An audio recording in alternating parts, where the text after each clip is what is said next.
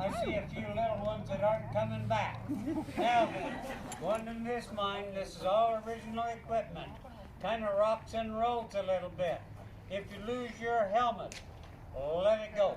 I've got helmets inside.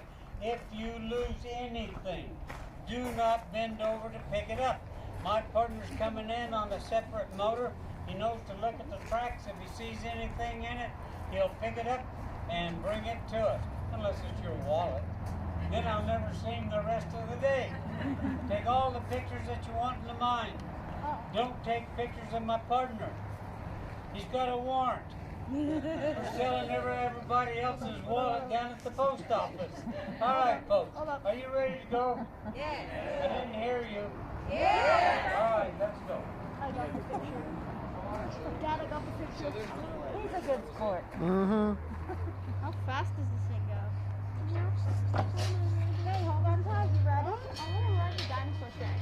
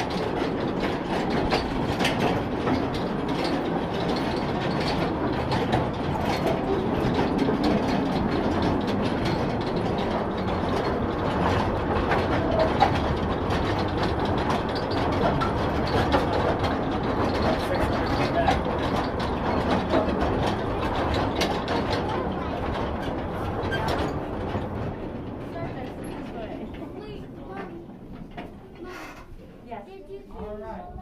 You're 700 feet from the front of the mine. What I want you to do is I want you to step off those cars to your left. We're going to go up 36 steps into a mined out area. And as we go up, if you need to use a handrail, please use it. Come on and go with me, folks.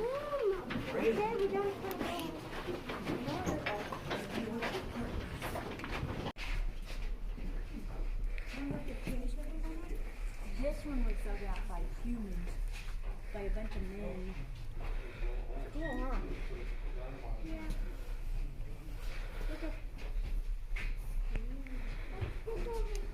Okay. Don't try and think of it.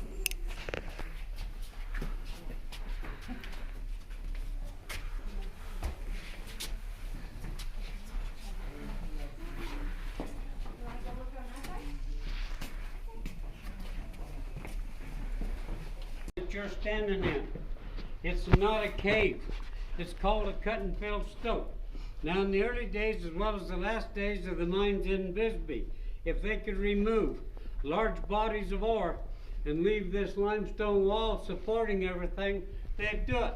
Come back later and backfill it. Now there was another stoke that was used underground. Square set of timber just like that right there. All goes together like tinker toys. Now square sets of timber was used where the ground was heavy, rattly, unstable.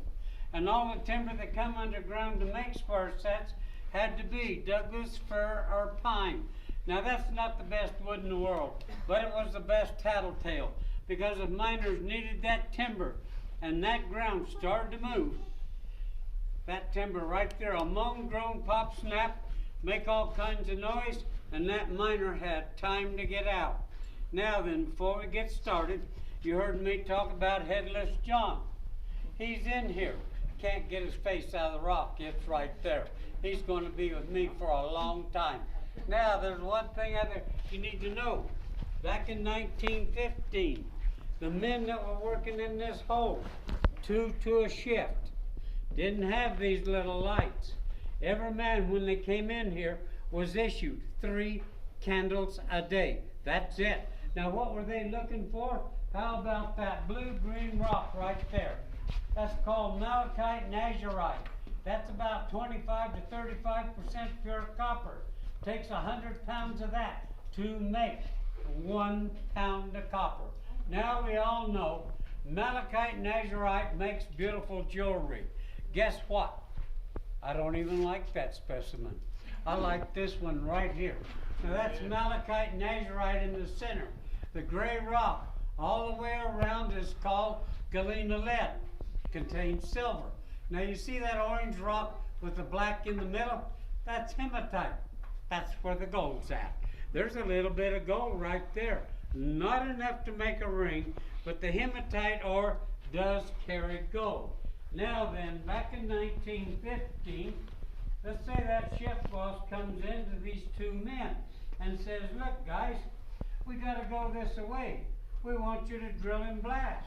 Well, in 1915, folks, that's the first drill.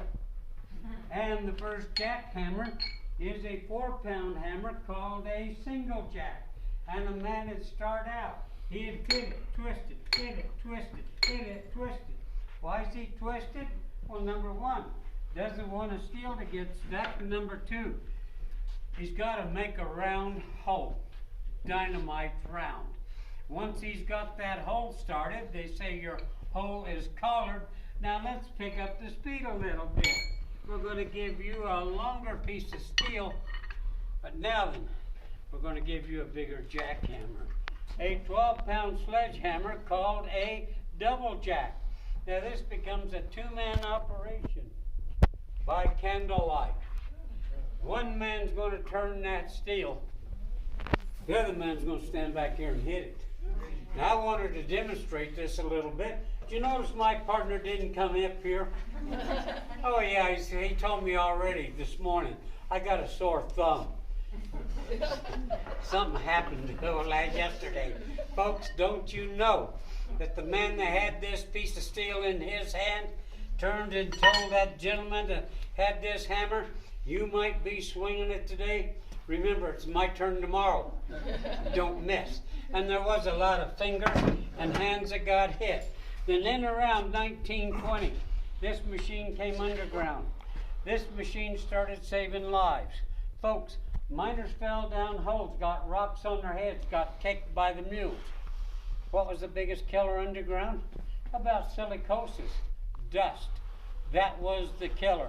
When this machine came underground, it run with air, had water going through it all the way through to the end of that drill steel, therefore eliminating drill dust and extending the lifetime of a miner. Now then, in the last days of the mines in Bisbee, there was different jobs. On every level was a pipe and track man. His job, keep the rails in good shape, air and water lines to these machines. On every level was the timberman. His job, keep the timber along the rails in good shape so that train to keep it running. Every level had a motorman, but all he did was drive a train. But he's got a partner called a swamper. Now that swamper's job is to load and unload mine cars. You're going to hear about that job a little farther down the rail. Now, bear in mind with me, in the last days of the mines in Bisbee, base pay for a miner was $45 a day. Also, in the last days, there was only 3 kinds of a miner. The first type of miner was the Stoke Miner. 4 men to a stoke, 2 working day shift, 2 night shift, and they changed shifts every 2 weeks. Now these men that were in the stokes were given a standard. The company wanted them to produce so much rock on a 2 weeks basis. At the end of 2 weeks, they tallied up their tonnage. Anything that went over that standard, they got paid a bonus of $10 a ton per man, plus their $45 a day in wages. Now you got a second miner in these mines, and that's that man in the hole. He's called a raised miner. Now him and his partner only work day shift. Their job is to drive a hole from one level to the next level, normally up to an ore body or through an ore body. And as they go up, they got to put in air and water lines, carry ventilation, put in ladders, put in landings, put in a chute. That piece of equipment he's holding in his hand, it's called a stoper, weighs about 180 pounds. Takes 4 pieces of steel to drill a 7-foot hole, but it does run with air and water. Now those men were given contracts. The company wanted them to advance up 6.5 feet a day.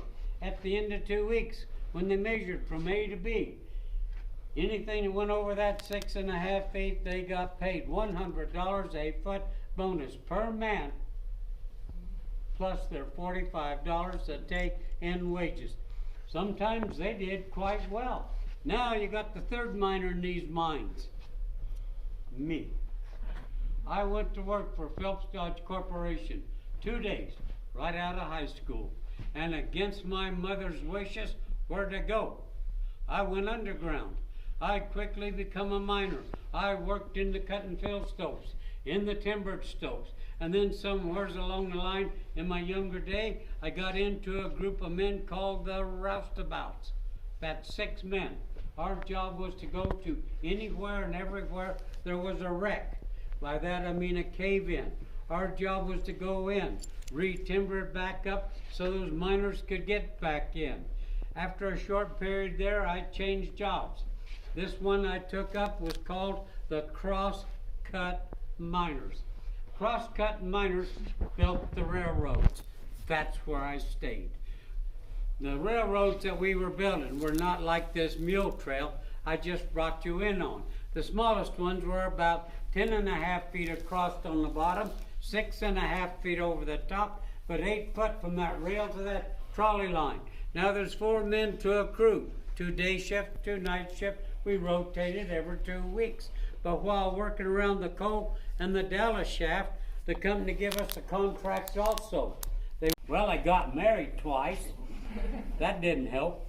But also, there's one thing you need to know. All of these railroads we were building had to be at a 2% grade going up. We had to let the water out. Now this is basically a dry mine. But between the Dallas, the Camel, the Coal, the Junction, and the Den, they were pumping right at 15,000 gallons of water a minute away from us. So everything had to have a 2% grade so we could have a ditch and send that water to the pumps. Now then, it always comes up. How many people died in the mines? During my time of 19.5 years underground, I brought out 3. One was a heart attack, the other 2, well, that was too many, but that was right at the start of MSHA, OSHA, and the Bureau of Mines. Now then, folks, we're going to go down. We're going to get on our train. The next time I stop it and I ask you to get off, do not leave anything on that train, because that group that's ahead of us is going to come out, take our train and come this way, and we're going to stay back there and bring their train out. Are you ready to go farther into this mountain? All right, let's open up the gate and let's get on our train and look at the green lights.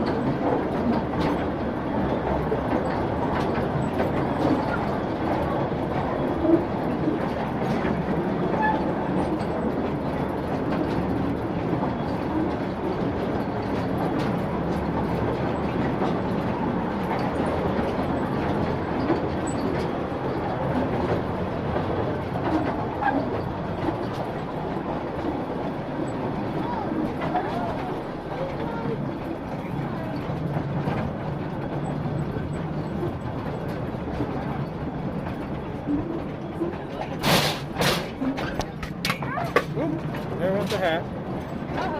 That's okay. They'll pick it up later. Yeah.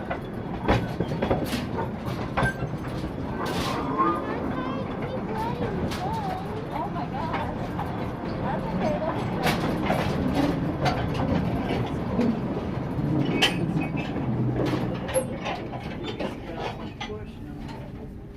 It is.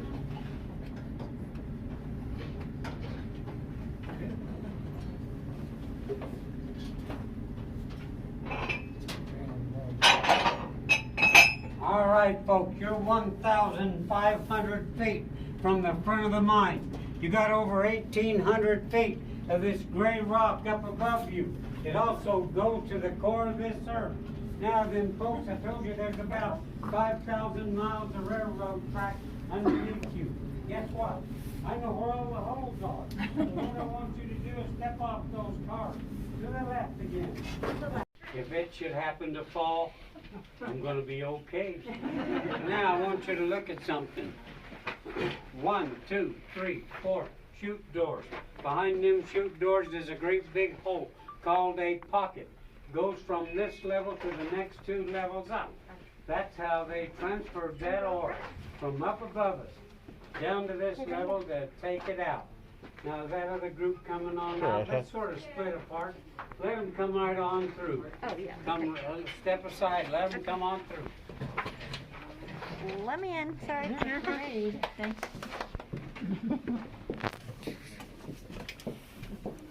Whatever you do, don't. Now then, Thanks. back in 1915, they hired stout young men. They brought them down here. They gave them a job title called trammer. That young man would come down here, take a car like this, called an A car. It holds 3/4 of a ton of rock. He'd push it up under one of these chutes, get up on a little platform, open up that door and fill it up. And on this level of this mine, he would get behind this car and he pushed it to the front of the mine, dumped it, and came back all day long. And somewhere in around 1917, they brought mules underground. Now the mules did quite well, but you have to understand something about those mules. They were smarter than the average miner. They formed the first union. They would pull 4 of these cars and no more. When they tried to give him that 5th car and that mule heard that 5th chain pop, he quit pulling. Take that 5th car off and away that mule would go to the front of the mine, get his cars dumped, and then come back. And then around 1925, that little motor that I pulled you in here with came underground. It's called a Manchi motor. Runs on batteries. Pull about 20 of these cars, and the mules were all taken out and put in a pasture. Now then, up in that Stoke, told you I was a cross-cut man. Told you how much money I was making. I was actually called a bonus hound. But there was times when I'd come to work, me and my partner, we'd step up to catch that cage to go down. My good shift boss, Bob Hart, would say, you can't go to the crosscuts. All of the pockets are full. There's not a place to have your rocked up. So what we're going to do, we're going to send you and your partner 2 extra levels down below. You're going to become swampers. You're going to load and unload mine cars so you get all the pockets pulled down. Didn't want to do it, but I didn't have a choice. So I'm down here pulling rock. Now I told you those mines were wet. You had water running out of these chutes, getting in a ditch, headed towards them pumps. Those times you'd pull up under one of these chutes. You got up on a little platform, you opened up that door, and that wet rock ran in there like it was the river itself. Maybe the next one that you came to, you opened up that door, nothing would come out. It was like glue, paste, gumbo. Well, they had this bright idea. We're going to put across this car what is called a laggin. Now, a laggin is a 2x12, 5 foot long. You're going to step from that little platform onto that laggin, prop that door open, then take a steel bar like this, called a chute bar, and you're going to stand on that laggin with that door open, and you're going to reach up there, and you're going to start bumping 800-900 tons of loose rock. It'll come down. If it comes down too fast, too quick, and you can't get this bar out of that door in time, you have a spill. That means you're on your hands and knees down here digging rocks out from under these wheels. And what kind of shovel did they put around these chutes? How about a square point shovel with a 3-foot handle? I got tired of that. And I went and talked to an old swamper, been on them trains for years. I says, how do you do this day in and day out? Because every time I stick that steel bar up in that hole. Rocks come down, they hit my hands, my knees are killing me. And he looked at me and he says, "What's the matter with you, Benny? You're a miner. Why don't you let the Indian get it down?" Well, I know who the Indian is. The Indian happened to be Dynamite from the Apache power plant out of Benson, Arizona. Take a stick of dynamite, tape it to a stick, take a 12-foot fuse cut off 6 feet, open that door and shove it right up next to that rock. Be sure you shut the door before you light it. You light it. You tell that motorman, "You go down that way and guard. I'm going this way and guard," because I didn't want anybody to walk by that chute till that shot goes off. Once that shot goes off, I come back after the smoke is all cleared, and I'm through visiting with whoever I can find in the mine. Now, if that door's full of rock, it's called rock in the box. If there's not much in it, it's called a hatful. And if all I got out of that little blast was a hatful, that meant I had to walk all the way back to the powder magazine to get another stick of dynamite, because if they caught me walking around the mine with an extra stick of dynamite in my hip pocket, they'd give me 3 days off. Well, I've been blasting on one of them chutes for a while. My good shift boss, Bob, walks up and says, "Benny, what's the matter?" And I says, "Bob, it's like glue up there. Just won't foam together and come out." Bob said, "Let me look." At this time, Bob got up onto that little platform, stepped onto that lagging, and now Bob wants to crawl up into that hole and see where that rock is, so he took his helmet off. And as Bob's going up into that hole, there's a rock about that size comes down. Now, it didn't hit him on the head. Should have. Got him on the arm. Bob come out of that hole. He looked at me and he says, "Benny, just go get all the Indians that you want. From that day on, anytime they put me on a train, you think I'd touch that steel bar? Nope. If it didn't come down, I blasted it." Now, there's another little thing you need to know about the mines in Bisbee. That shift boss had to come and see each and every miner twice a shift. Now, some of these shift bosses walk as high as 5 miles before lunch, 5 miles after lunch. And they went to the company and said, "Look, we need transportation on every level." The company says, "You're right, we'll give it to you." And they did, folks. They got them, built them bicycles that run on rails. I can tell you when this bicycle was built. 1961 was when the banana seat came out. And they told all of those shift bosses, "Now you have to be careful with these bikes. We didn't buy them. We built them. They'll go as fast backwards as they will forwards, for the simple reason we didn't know how to put the brake system on." Now, did we mess with a shift boss? Yes. You know what happens if you leave the right kind of a rock or a piece of wooden wedge on that rail? Well, if you look at that bent up handlebar post, why don't you tell me what his vocabulary was after he smacked it into the wall? And they told us, "You miners will not ride this bike." That's like telling kids they can't touch toys in Walmart. Did I take the bike? Yes, I did. Did I ever bring it back? Never. And if that shift boss walks up and says, "I can't find my bike," you tell him, "Look down there. Why don't you look over there?" Say, "How to get over there?" You think we copped out? Nope. We told him, "Headless John took your bike." Headless John got blamed for everything. Come on, folks, we got some more to go. Stamped into the cement. It says 1914, 1917. Did they have fires underground? Yes, they did. Remember, they had candles. Miners would get careless, kick a candle over, or maybe he's taking a nap, and it burns down into some sawdust. Well, they'd just come in, shut them steel doors, bring in a fire crew, and snuff it out. Now, in this system right here, this is called a single setup. 2 men have put this post up where they want it, put this bar where they need it, pick this machine up and set it up here. Now, this machine weighs 280 pounds. The good thing about this machine is it runs with air, has water going through it. It also swivels. I can drill a hole there, a hole there, and a hole over there. The only bad thing about this machine is It uses a steel bit. Now it's a Tempkin bit. Tempkin bits are still made in Los Angeles and Denver, Colorado, and it unscrews. Folks, if I was going to try to drill 25 to 26 holes into this wall behind me, better bring about 40 of these bits, because that rock behind me will hammer this bit down like a mushroom. That's hard rock. Now then, this machine here came underground before me, left before me, and I'm glad I never got to run it. This machine runs on air only.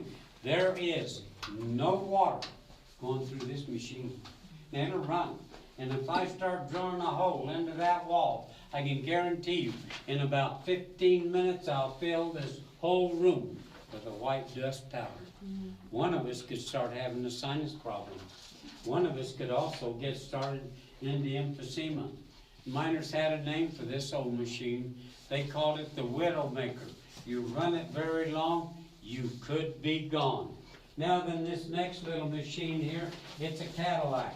No, it's not. It's a Gardner Denver jackleg, and it weighs right at 165 pounds. Now the good thing about this little machine is, it runs with air, has water going through it. It's got a leg that does all of the pushing. Now if I'm drilling that hole right there, throw that throttle forward, adjust the air in that leg, and I'm going to stand just like this and drill what is called a 7-foot hole. Now this machine uses a different kind of steel. It uses a square piece of steel, but it's got a tungsten carbide bit. I can drill 40 holes before I knock that bit off and put another one on. How fast is this machine? I can take this machine with this steel and this bit, and I can drive it all the way into that wall in 5 to 7 minutes. Wow. Now folks, it's a machine. All machines have problems. Yes, it runs with air, it's got water going through it, it's got a leg that does all of the pushing. Let's say me and my partner are drilling somewhere. Up walks a new man, and he'll say, I want to be a miner. Teach me how to drill. Show me where the holes go. I want to learn how to blast. And we'd tell him, have at it. Why, he'd run over here, jump on this machine, and throw that throttle forward. Folks, the minute that man put his leg on the other side of this leg, you reached out, you got a hold of him, and pulled him away from it. Folks, this leg will extend to 8 feet. It's also got over 150 pounds of air pressure in it. If it breaks loose off of the ground, all of them instantaneously popped up this high first and then went to the 8 feet. You see that handle right there? That handle right there will make a bad man sing soprano in the church choir. You're going to be calling him squeaky for about 2 weeks. Come on with me, and I'm going to show you how. Longer we than do that. it. Waist down.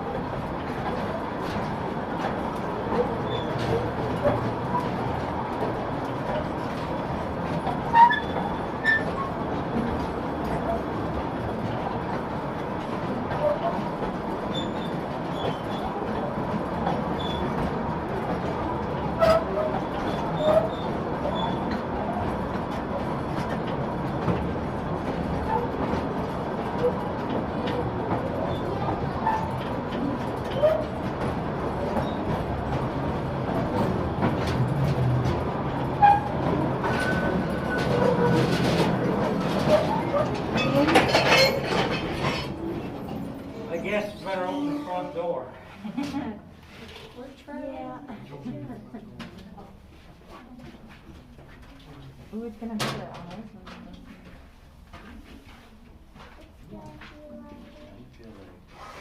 I'm gonna look at my light so I can.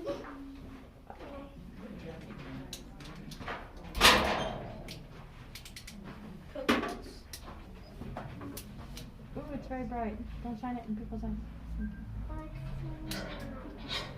I know what it looks like out. Mm-hmm.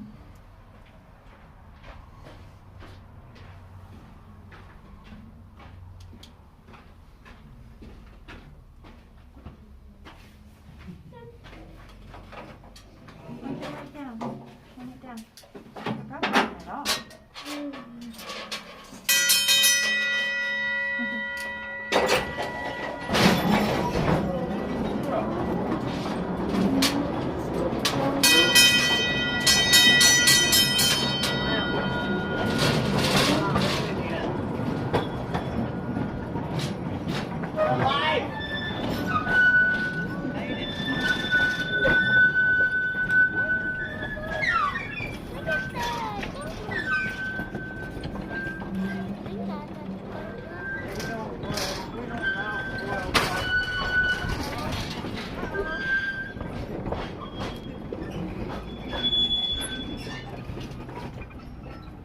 All right, wait. folks, I enjoyed taking you into this mine. I hope you enjoyed the ride. Oh, we did. We'll go right through this back door.